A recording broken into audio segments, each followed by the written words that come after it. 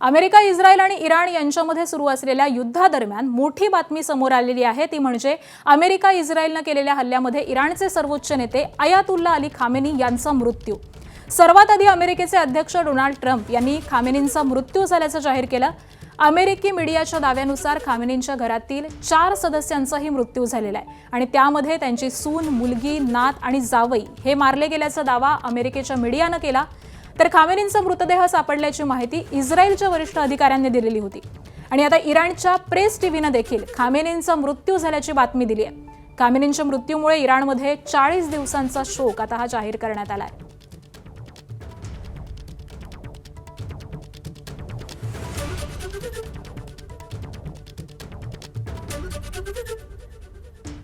तर खामेनी यांचा मृत्यू इस्रायलच्या हल्ल्यामध्ये झाल्याचं तिथल्या मीडिया रिपोर्टमध्ये समोर आलेलं आहे।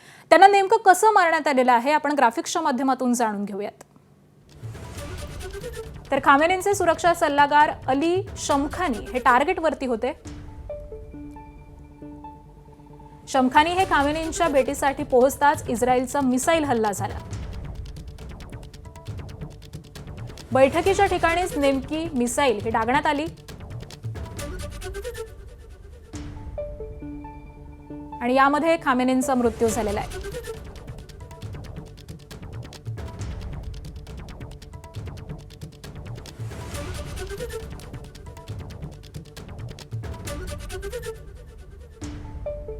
तर अली खामेनी यांचा परिचय देखील आपण ग्राफिक्सच्या माध्यमातून जाणून घेऊयात।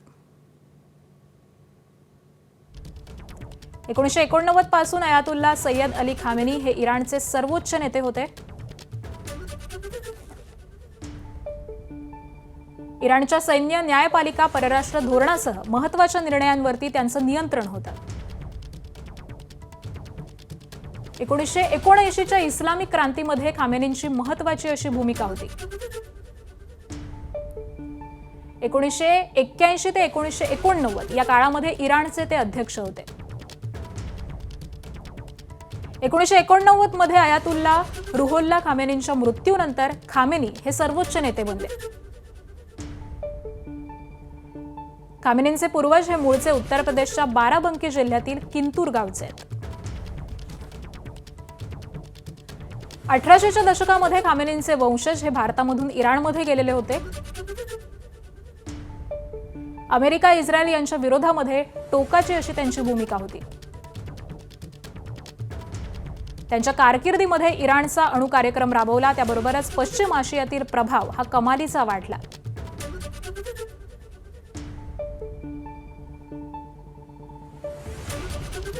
तर इराणवरती इस्रायल आणि अमेरिकेनं केलेल्या हल्ल्यामध्ये भीषण असा नरसंहार झालेला आहे।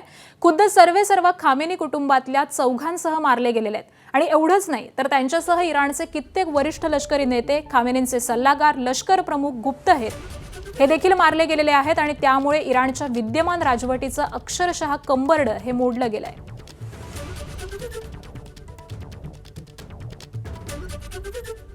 तर या हल्ल्यामध्ये खामेनी यांच्याबरोबर या राजवटीतले अनेक अधिकारी, जे महत्त्वाचे अधिकारी आहेत तेच मारले गेलेले आहेत, त्यामुळे इराणला हा एक मोठा धक्का बसलेला आहे।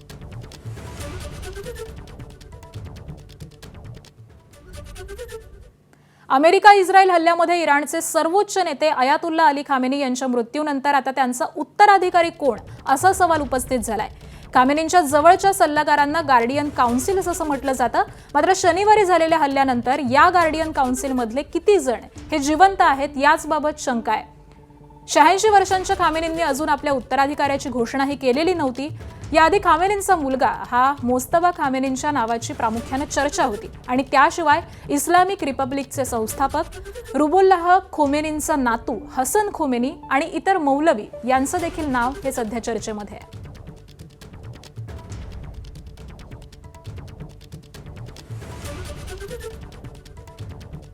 तर खामेनी यांचा मृत्यू झालेला आहे, मात्र आता उत्तराधिकारी कोण असणार हाच सवाल आहे।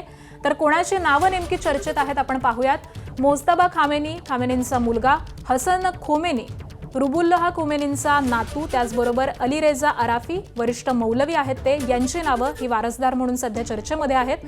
आणि याच 3 नावांबरोबरच होज्जत उल इस्लाम मोहसेन कोमी, त्याबरोबरच मोहसेन अराकी जे वरिष्ठ सल्लागार मंडळाचे सदस्य आहेत, आणि त्याचबरोबर गुलाम हुसेन मोहसेन इजेई इराणच्या न्यायपालिकेचे प्रमुख यांचंही नाव सध्या चर्चेमध्ये आहे. त्यामुळे आता खोमेनींचा नेमका वारसदार हा नक्की कोण असणार हे पाहणं अत्यंत महत्त्वाचं ठरणार आहे.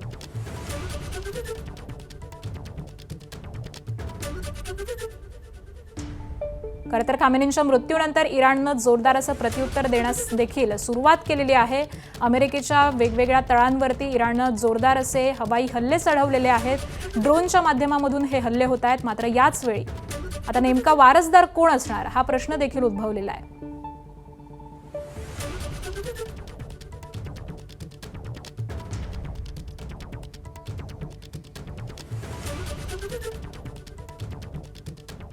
आणि दरम्यान युद्धानंतर इस्रायलमधली नेमकी परिस्थिती काय आहे हे सांगतात आमचे प्रतिनिधी थेट इस्रायलमधून. आपण जाणून घेऊयात.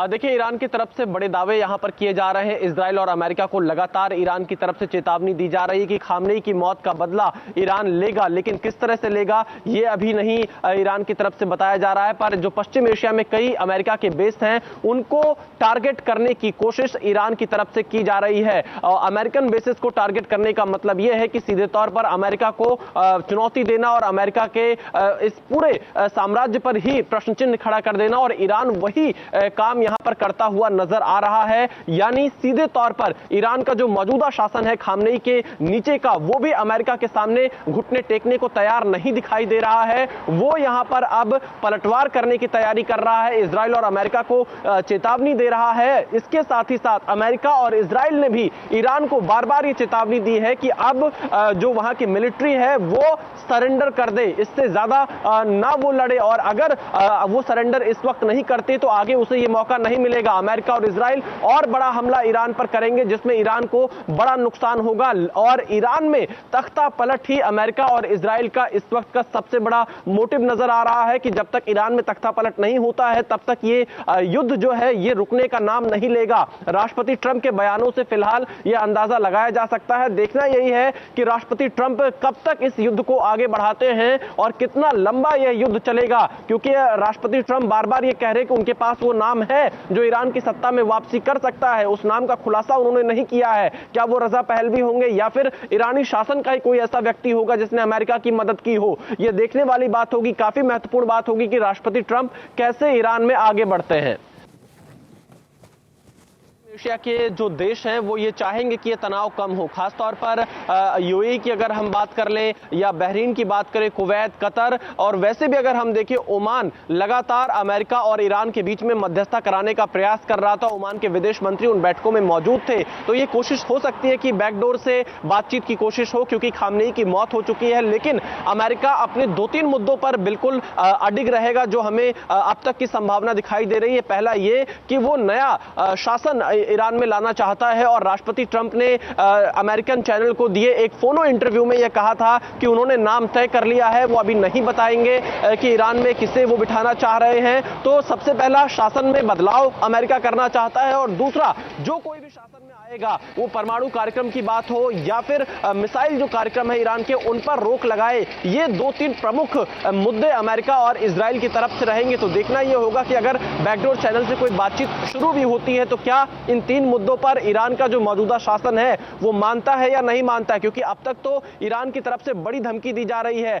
जो सुप्रीम लीडर खामनेई के सलाहकार रहे हैं उनकी तरफ से यह कहा जा रहा है कि अब तक का सबसे बड़ा हमला ईरान की तरफ से अमेरिकन बेस पर और इजराइल पर किया जाएगा, इसका बदला लिया जाएगा, खामनेई की मौत का बदला लिया जाएगा. इस तरह की बातें ईरान की तरफ से अभी कही जा रही हैं. तो ऐसी स्थिति में जो बातचीत का सीधा रास्ता है वो फिलहाल बंद नजर आता है. लेकिन बैकडोर चैनल से पश्चिम एशिया के देश जरूर चाहेंगे कि यह युद्ध रुके, तनाव कम हो, क्योंकि सबसे ज्यादा प्रभावित अगर इससे कोई हो रहा है तो पश्चिम एशिया के देश हो रहे हैं, और वहां के नेता जरूर ट्रंप के साथ बातचीत कर रहे होंगे. बीती रात भी डोनाल्ड ट्रंप ने तमाम नेताओं से बातचीत की है पश्चिम एशिया के, और इस बात के कयास लगाए जा रहे हैं कि डोनाल्ड ट्रंप अपनी बात पर अभी भी अडिग है. वो पूरी तरह से ईरान में रिजीम चेंज करना चाहते हैं, और उन्होंने अपने पिछले पोस्ट में भी ये कहा था कि इसके लिए अगर उन्हें हफ्ते भर भी हमला करना पड़े तो वो करते रहेंगे. एबीपी माझा, उघडा डोळे बघा नीट.